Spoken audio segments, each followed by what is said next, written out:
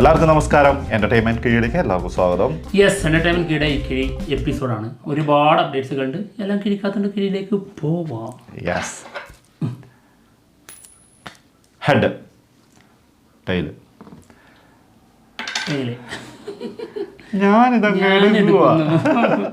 First one ഒരു ഭീകര സാധനം തരാം കേട്ടോ. ഭീകരായിരിക്കും, നോക്കാം നമുക്ക്. പുഷ്പക വിമാനം സിനിമയുടെ ഒഫീഷ്യൽ ട്രയലർ ഇന്ന് 6 മണിക്ക് വരും. ഇത് പുറത്തുവിടുന്നത് മമ്മൂട്ടി, മോഹൻലാൽ, ആസിഫ് അലി ഇവരൊക്കെയാണ്. കഴിഞ്ഞോ? ബാക്കിയുള്ളത് ഇതുവരെ ഇത് എഴുതുന്നത് വരെ അത്ര പേരാണ് ഇത് പുറത്തുവിടുന്നത് എന്നുള്ള രീതിയിലാണ് ഇവർ അനൗൺസ് ചെയ്തിരിക്കുന്നത്. ഓക്കെ, എന്തായാലും സിനിമ ഒക്ടോബർ 4-നാണ് റിലീസിനെത്തുന്നത്. ഉല്ലാസ് കൃഷ്ണയാണ് സിനിമ സംവിധാനം ചെയ്യുന്നത്. സിജു വിൽസൺ, പിന്നെ നമ്മുടെ ബാലു വർഗീസ് ഇവരൊക്കെയാണ് പ്രധാന വേഷം ചെയ്യുന്നത്. ഗംഭീര സിനിമയാണെന്നുള്ളതാണ് നമ്മൾ അറിഞ്ഞത് കേട്ടോ. ടോക്സ് റൈഫിൾ ക്ലബ് സിനിമയുടെ ഒരു പുതിയ പോസ്റ്റർ വന്നിട്ടുണ്ട്. ക്യാരക്ടർ പോസ്റ്റർ ആണ്. ഡോക്ടർ ലാസർ, സുരേഷ് കൃഷ്ണ.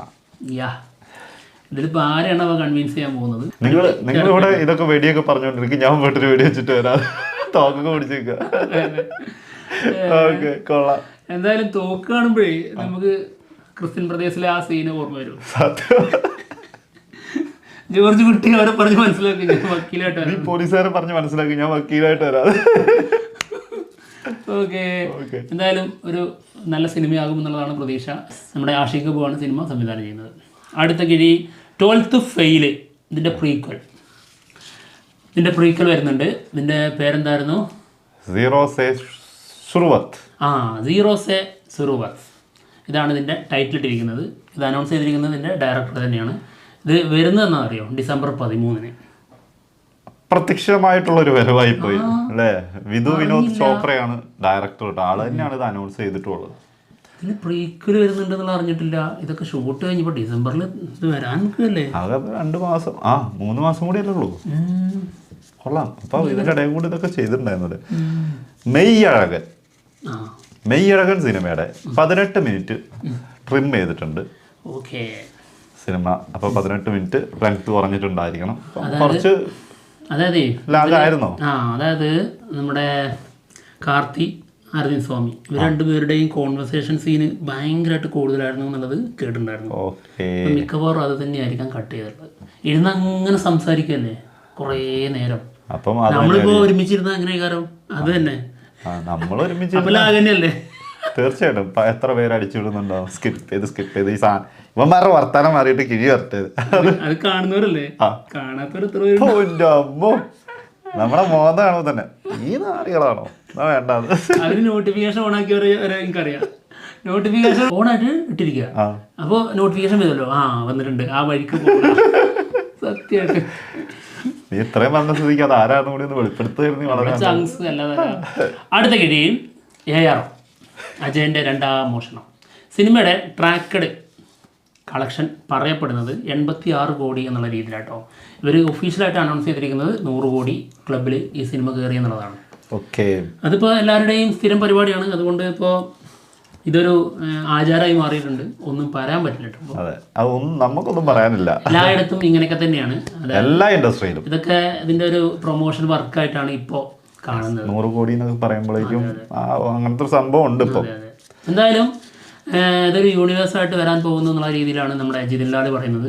9 കഥകൾ ആളുടെ കയ്യിൽ ഇപ്പോഴേ ഈ ഇതിൻ്റെ സംബന്ധിച്ചുള്ള ഒരു സ്റ്റോറി ലൈനിൽ ഒരു 9 സ്റ്റോറി ഉണ്ടെന്നുള്ളതാണ്.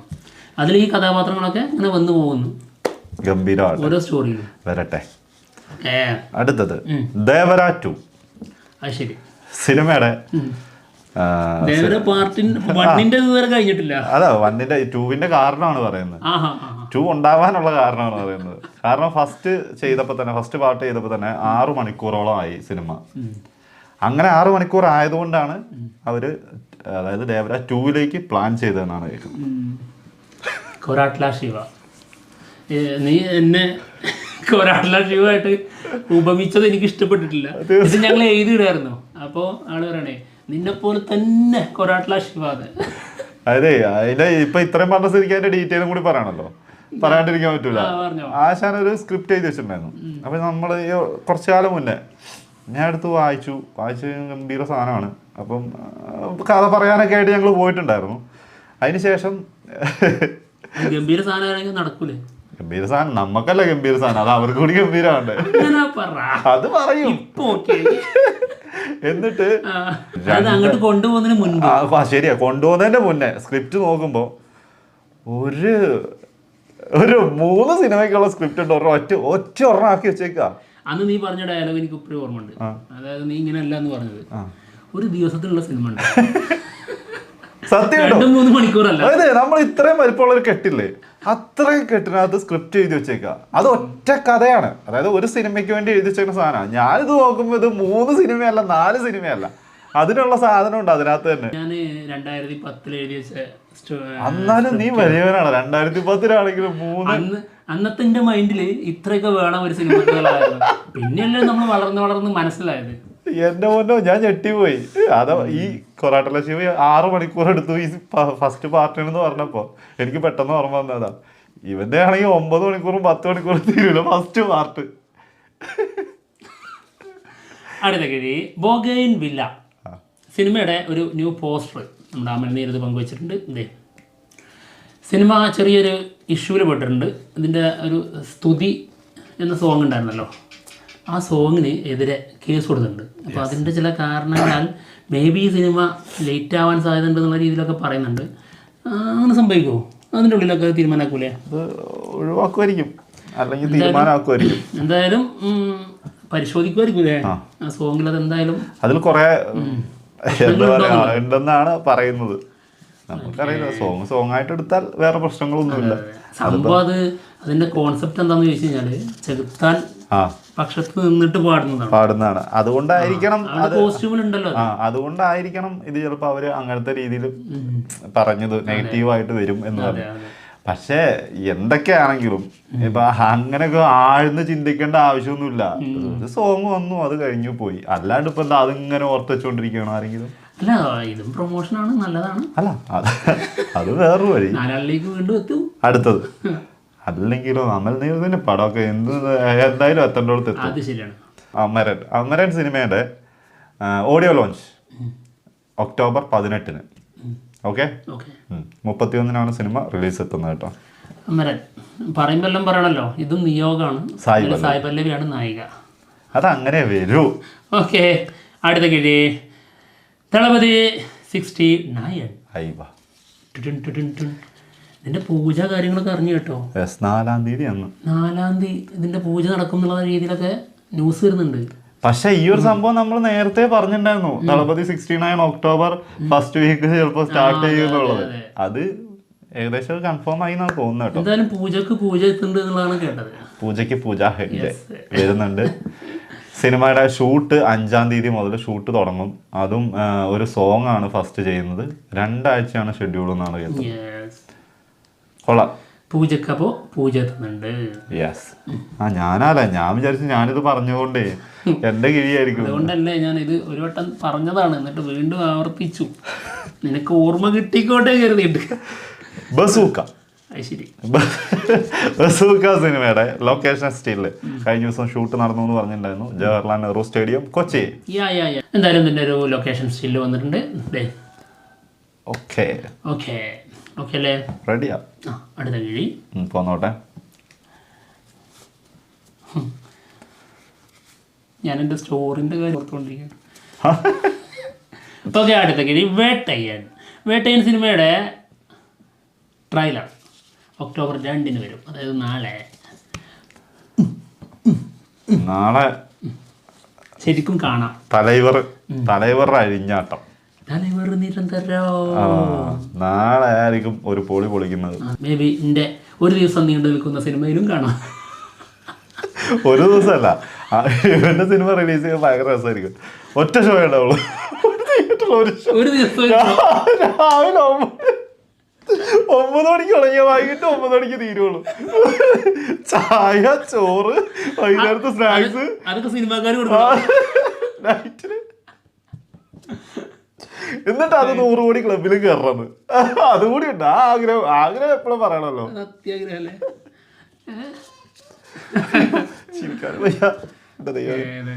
അല്ല എനിക്ക് മനസ്സിലായത് എന്താണ് അറിയോ, അത് വെബ് സീരീസും ഞാൻ കാത്തു വെച്ചിരിക്കുന്ന ഷോർട്ട് ഫിലിംസിന്റെ സ്റ്റോറീസ് സിനിമയുടെ സ്റ്റോറി ആയിരുന്നു എന്നുള്ളത്. സത്യം അതാണ്.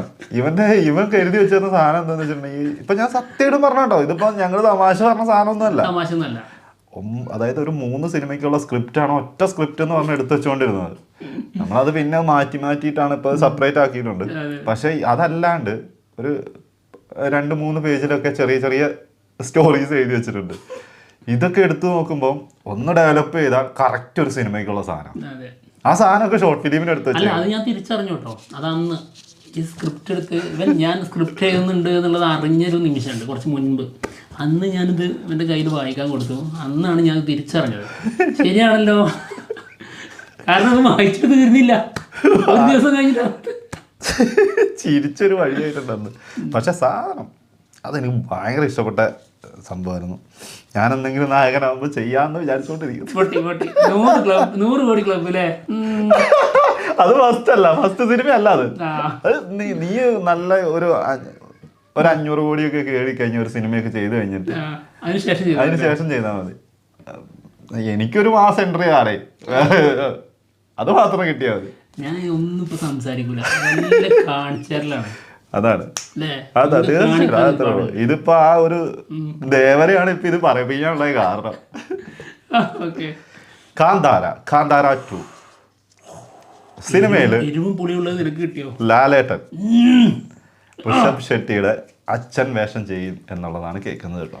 യെസ്, ഹോംബാല ഫിലിംസുമായിട്ട് ഒരു സിനിമക്ക് വേണ്ടിയിട്ട് നമ്മുടെ ലാലേട്ടൻ സൈൻ ചെയ്തിട്ടുണ്ട്. ഒരൊറ്റ സൈനെ കൊടുത്തിട്ടുള്ളൂ. അത് കാന്താര 2-ന് വേണ്ടിയിട്ടുള്ളതാണെന്നുള്ളതാണ് അറിഞ്ഞത്. അത് മിക്കവാറും അതിനു വേണ്ടി തന്നെ ആയിരിക്കും. കാരണം ഇവര് തമ്മിൽ അതിന്റെ ഇടയ്ക്ക് ഒന്ന് മീറ്റ് ചെയ്തായിരുന്നു, ഋഷഭ് ഷെട്ടിയും ലാലേട്ടനും. ഇതൊക്കെ പുറത്തു വരുന്ന ന്യൂസ് അനുസരിച്ച് അങ്ങനെ വല്ലതും സംഭവിച്ചു. അതും അച്ഛന്റെ ക്യാരക്ടറാണെന്ന് പറഞ്ഞു. അത് കുറച്ച് ഭീകര ക്യാരക്ടറാണ്. അത് അതിൽ തന്നെ ആള് പറഞ്ഞിട്ടുണ്ടായിരുന്നു. സെക്കൻഡിൽ ഏറ്റവും കൂടുതലും അത് രണ്ടും ഒരു ഋഷഭ് ഷെട്ടി തന്നെ 2 വേഷം ചെയ്യാൻ വേണ്ടി ഇരുന്നത് തന്നെയായിരുന്നു. അതായത് അച്ഛൻ ക്യാരക്ടറും മകന്റെ ക്യാരക്ടറും. അത് കുറച്ച് ഭീകര സാധനമാണെന്നാണ് ആള് പറഞ്ഞിട്ടുണ്ടായിരുന്നത്. അതൊക്കെ ലാലേട്ടൻ കൂടി ചെയ്ത ത്രില്ലടിപ്പിക്കല്ലേ. ആ ത്രില്ലേ ഒക്കെ അടുത്ത ഗതി the greatest of all time got. ഇന്ന് വിജയിൻ്റെ കൂടെ കേട്ടോ. വിജയുടെ ദ ഗോട്ട് സിനിമ OTT റിലീസാകാൻ പോകുന്നുണ്ട്. ഒക്ടോബർ 10-നാണ് എന്നുള്ള രീതിയിലായിരുന്നു ആദ്യം വന്നുകൊണ്ടിരുന്നത്. ഇപ്പോൾ കുറച്ച് ദിവസങ്ങൾ മുൻപോട്ടാക്കിയിട്ടുണ്ട്. അതിന് കാരണം ഇതിൻ്റെ ഒരു ലോ ക്വാളിറ്റി ഫയല് ലീക്കായിട്ടുണ്ടായിരുന്നു. ഇനിയിപ്പോൾ വെച്ചുകൊണ്ടിരുന്നിട്ട് കാര്യമില്ല. അപ്പോൾ എന്തായാലും 3-ാം തീയതി ഒക്ടോബർ 3-ാം തീയതി ഇത് OTT വരും, നെറ്റ്ഫ്ലിക്സിൽ. ഇതിപ്പോ പറയുമ്പോ മറ്റുള്ള നമ്മളെ കണ്ടോളെ എന്തിന് നമ്മളെ കണ്ടുബോധിച്ചു കിട്ടിയതാണ്. ഇനി എന്തിനാണ് ഇതായിരുന്നോ ലോ ക്വാളിറ്റിന്ന്? അതെന്നാ ഭീകര ക്വാളിറ്റിയാണ്. അപ്പൊ എന്തായാലും എപ്പിസോഡ് തീർന്നിരിക്കുകയാണ്. മറ്റുള്ള വിശേഷങ്ങളായിട്ട് ഉടനെ തന്നെ വരാം. ബൈ.